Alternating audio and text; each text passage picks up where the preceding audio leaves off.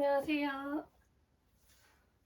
지난 영상과 지지난 영상에서 아편전쟁 그리고 태평천국운동에 대해서 살펴보았는데요. 이 두 차례의 사건을 겪게 되면서 청나라는 서양 무기의 우수성을 인식을 하게 돼요. 그러면서 이제 서양의 것을 좀 배워야겠다. 서양의 기술을 우리가 좀 배워야겠다라고 생각을 하게 됩니다. 그러면서 이제 양무운동이라는 개혁운동이 일어나게 됩니다.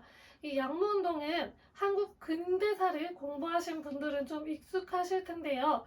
우리 근대화 과정에서 개화파가 온건개화파와 급진개화파로 나눴던 거 기억하시나요?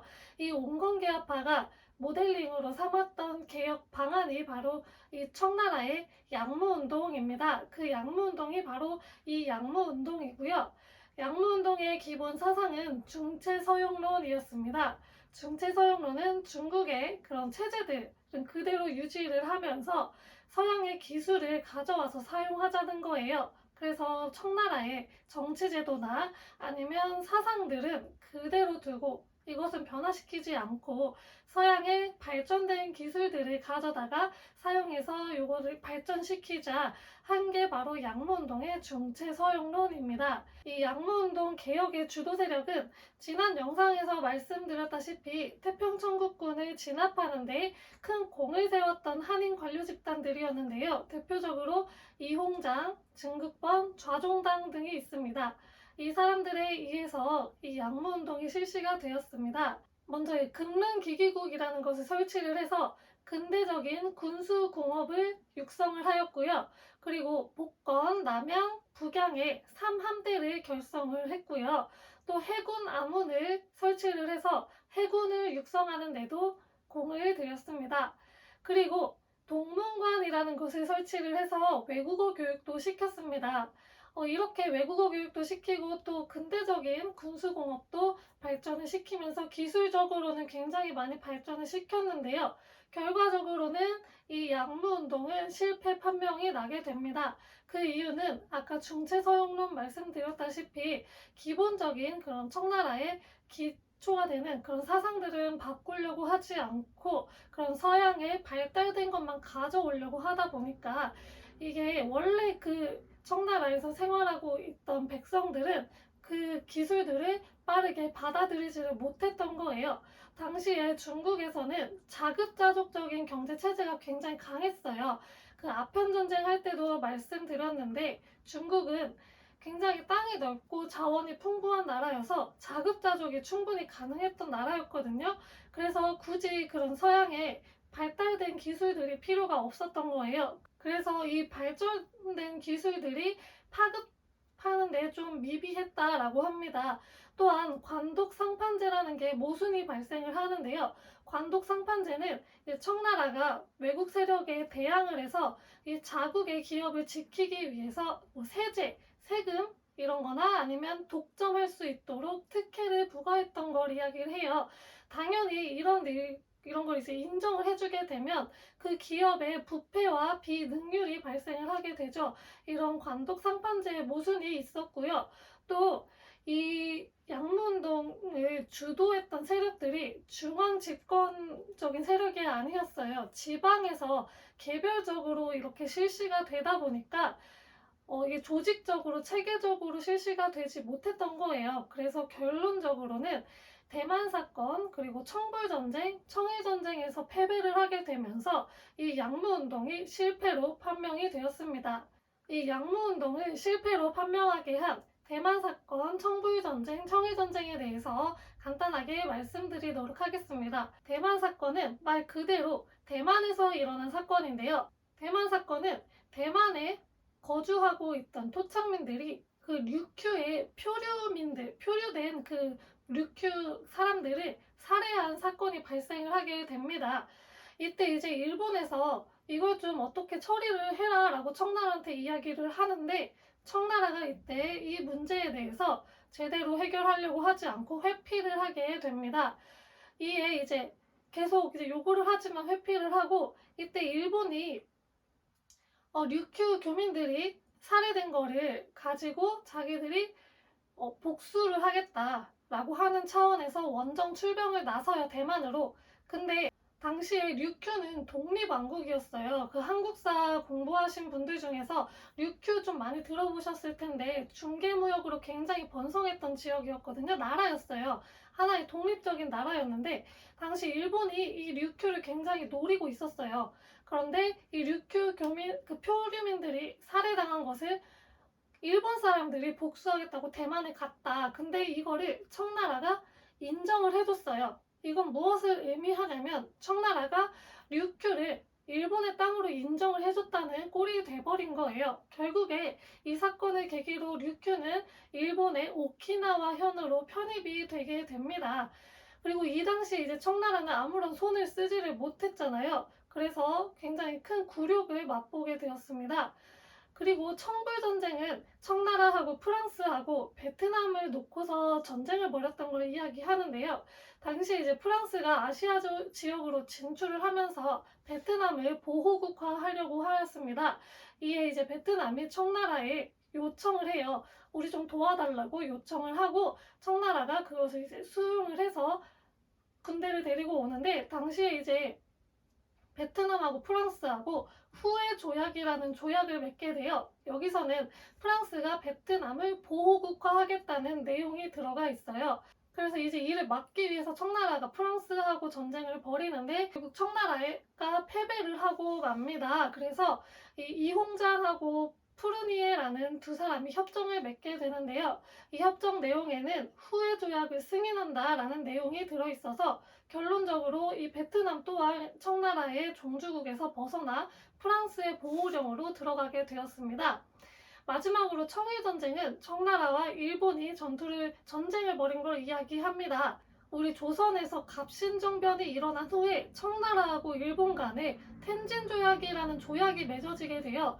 그런데 이제 그 이후에 동학농민운동이 일어나면서 우리 조선 정부가 청에게 원조 요청을 하게 됩니다. 그래서 청나라가 군대를 이끌고 오는데 이 텐진조약은 그 한 나라가 군대를 출병할 때 우리나라도 출병을 하겠다라는 내용이 들어가 있어요. 그래서 일본이 이 텐진 조약을 핑계로 한반도에 군대를 똑같이 보내게 됩니다. 이에 이제 조선 정부는 당황을 하죠. 양 나라에서 군대를 보내게 되니까. 그래서 급하게 우리 정부는 동학농민군하고 전주화약을 맺게 되면서 좀 이제 물러나 주세요라고 이야기를 해요. 그런데 일본이 군대를 물리지 않고 오히려 경복궁을 점령을 하는 사태가 발생을 합니다. 그리고 당시에 이제 청나라가 계속 조선에 주둔을 해 있었어요. 이 청나라의 군대를 일본이 공격을 하게 되면서 청일전쟁이 발생을 하게 되었습니다. 이 일본이 중국의 요동반도라는 지역이 있는데요. 이 지역이 우리 이렇게 한반도 있으면 요 왼쪽으로 해서 이렇게 튀어나온 위쪽 부분이 있어요. 여기가 요동반도라고 하는데 이 지역을 이제 일본이 점령을 하게 되고요. 그렇게 되면서 일본이 그 청나라의 수도였던 북경까지 진출하는데 굉장히 유리한 발판을 마련을 하게 돼요.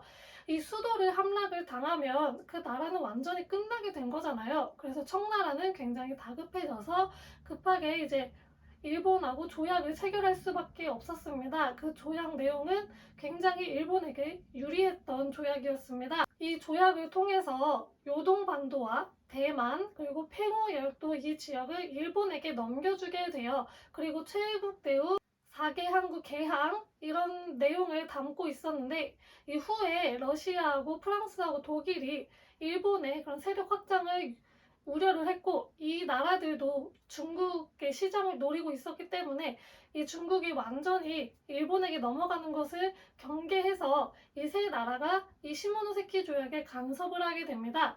그러면서 결국에 요동반도는 다시 청나라로 돌려받기는 했지만 이 전쟁에서 청나라가 패배를 하게 되었잖아요.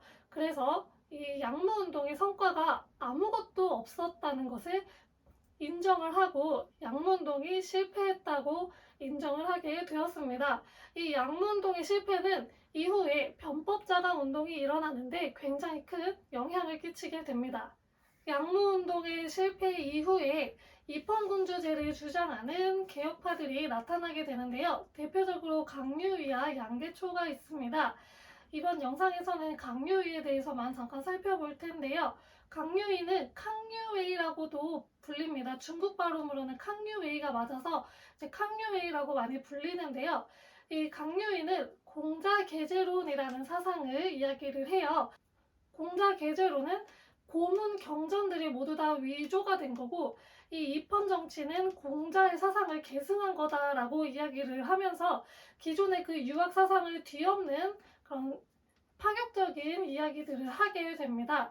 당시 이제 청나라가 시모노세키 조약도 체결하고 여러 가지 대외적으로 좀 어려움을 겪고 있는 상황에서 광서제는 이 강유위의 이런 사상에 집중을 하게 돼서 그 개혁의 주도 세력으로 강유위를 데려오게 됩니다. 그 강유위는 황제에게 여러 가지를 제안을 하는데요. 제도국을 설치할 것, 그리고 이제 관리들을 개혁지향적인 성격으로 바꿀 것, 또 전족을 폐지할 것, 또 황제가 변발을 먼저 자르고 서양식 복장을 할 것 등을 요구를 합니다.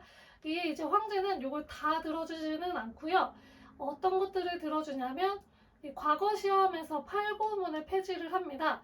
팔구문은 과거 시험에서 글을 이제 작성을 할 때 좀 정해진 규칙이 있었던 거예요. 자유로운 글쓰기가 안 되고 형식, 뭐 글자는 몇 글자, 뭐 몇 맞춰가지고 하는 이런 형식이 있었는데 이 팔구문을 폐지를 하고요. 이때 이제 서원을 학당으로 바꿨어요. 이는 서원은 이제 전통적인 유학을 공부하던 곳이었는데 이 이름을 학당으로 바꿨다는 것은 근대적인 교육을 실시하겠다는 얘기고요. 이 대표적으로 경사대학당이라는 것이 이때 만들어지게 됩니다. 그리고 이 개혁 추진 기구 또한 마련을 하게 됩니다. 그런데 당시 이제 서태후라는 인물이 있었어요. 이 서태후가 보수 관료들이 모두 다 이제 잘려 나가고 있는 상황을 너무 우려를 한 거예요. 왜냐면 서태후는 보수파였거든요. 그래서 무술 정변을 일으키게 되면서 이 변법 자강 운동도 끝나게 됩니다. 이렇게 이제 청나라는 대외적인 어려운 상황 속에서 아무것도 안 하고 있었던 게 아니고 양모운동이나 변법자강운동 등 다양한 개혁운동들을 실시하고 있었어요. 이런 것들이 이때는 비록 실패를 했더라도 점점 이제 이런 사상을 가진 사람들이 많아져가지고 또 이를 통해서 해외에서 유학을 하고 오는 사람들이 생겨나게 돼요. 그러면서 다양한 사상을 접하게 되면서 후에 신해 혁명이 일어나거나 오사운동이 발생되는 그런 영향을 끼치게 되기도 합니다. 이번 영상은 여기까지고요. 다음 영상에서는 이제 의화단 운동과 신정개혁에 대해서 살펴보도록 하겠습니다. 감사합니다.